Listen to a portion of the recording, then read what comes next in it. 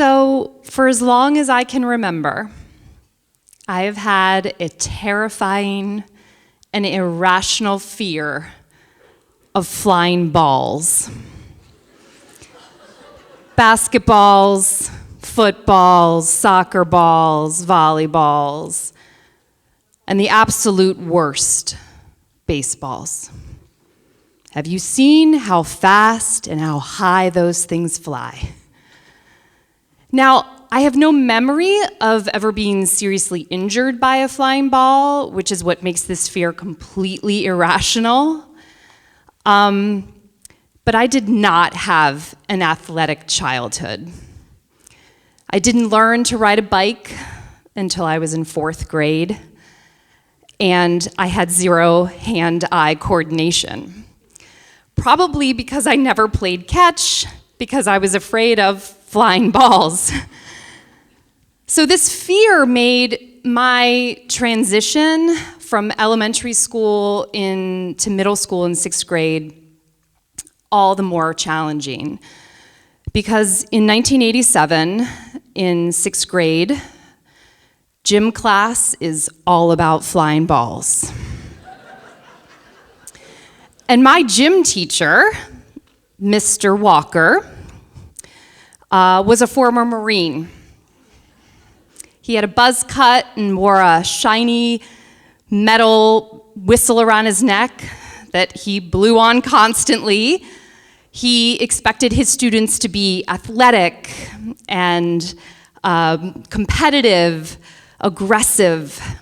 He expected you to run toward the ball, not away from it, to kick them, to hit them, to throw them, and most certainly to catch them. I had none of these traits and none of these skills. And so early on in the year, after a particularly traumatic game of dodgeball, where I was everyone's target, I decided at 10 years old that I needed to get out of gym class forever. And so I had heard some older girls, some 8th graders, talking about how they'd gotten out of gym class.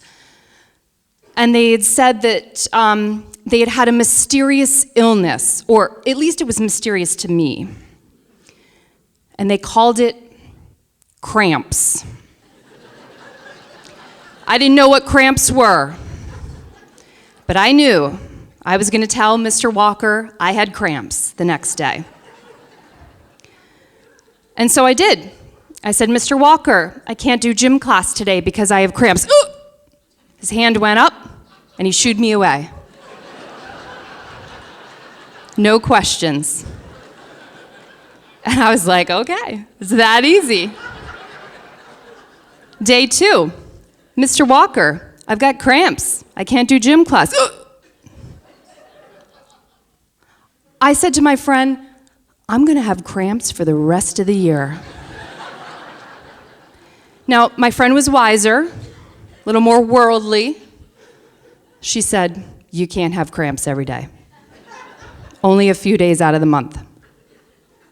So I realized I needed to brainstorm some other excuses. And this is what I came up with. Mr. Walker, I can't do gym class. I just had my braces tightened and my jaw hurts. Mr. Walker, I'm having growing pains and my legs hurt. Mr. Walker, my shoes are too tight. I have a headache. I have a stomach ache. I have a math test to make up. And oh, I got in a fight with my best friend and I need to go to the guidance counselor. They worked.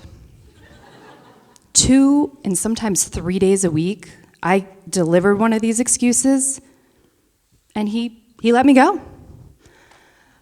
He probably didn't want to deal with an unathletic, ball-fearing girl for 40 minutes, so I was kind of flying high.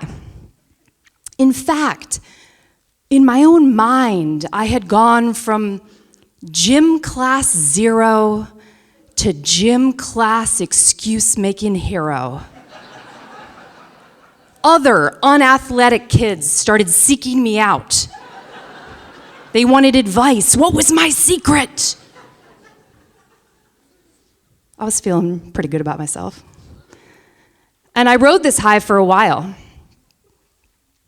But if you know anything about heroes, they have a weakness, a tragic flaw.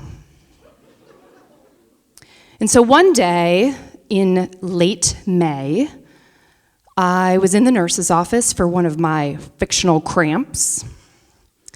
And the nurse looked at me and she said, "You don't have cramps.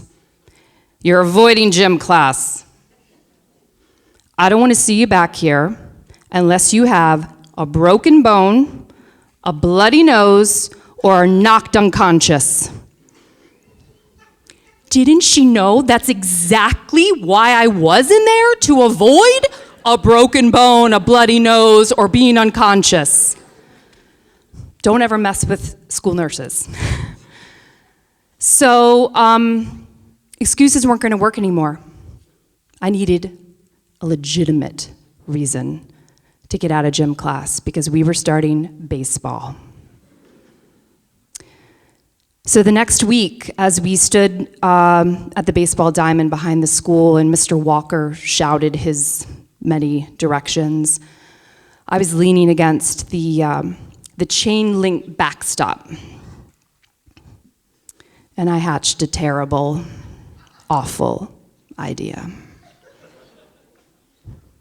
You know what happens when the hero flies too close to the giant ball in the sky? The hero goes down in a ball of flames. And so I saw at the bottom of that chain link fence some very distinctive, shiny leaves that I knew really well. I knew the power of those leaves. And I plucked a few, and I rubbed them up and down my arms and my bare legs. And in 24 hours, I had my excuse. That was now a legitimate reason. I developed a horrible poison ivy rash that got me out of not only gym class for 2 weeks, but all of school. And when I returned, I looked like I was recovering from leprosy. To this day, I still have a terrifying, irrational fear of flying balls. But I also have a very justified, rational, and humbling fear of poison ivy. Thank you.